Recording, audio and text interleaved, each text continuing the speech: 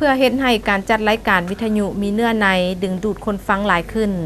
ดังนั้นวิทยุนครหลวงเวียงจันทน์ได้จัดกองประชุมร่วมกับนักจัดรายการโฆษกวิทยุเพื่อปรึกษาหารือการปรับปรุงรายการให้มีคุณภาพหลายขึ้นโดยการเป็นประธานกองประชุมของทานคำคูณใบลาตีห้องหัวหน้าแผนกแถลงข่าววัฒนธรรมและท่องเที่ยวนครหลวงเวียงจันทน์ผู้ชี้นำเวียกงานแถลงข่าวท่านสมประสงค์สมภักดีหัวหน้าอำนวยการวิทยุโทรภาพนครหลวงเวียงจันทน์กองประชุมได้ตีราคาด้านดีด้านอ่อนของการจัดรายการวิทยุใน1 ปีผ่านมาพร้อมทั้งเปิดโอกาสให้นักจัดรายการโฆษกได้ประกอบคำคิดเห็นในการพัฒนาปรับปรุงรายการ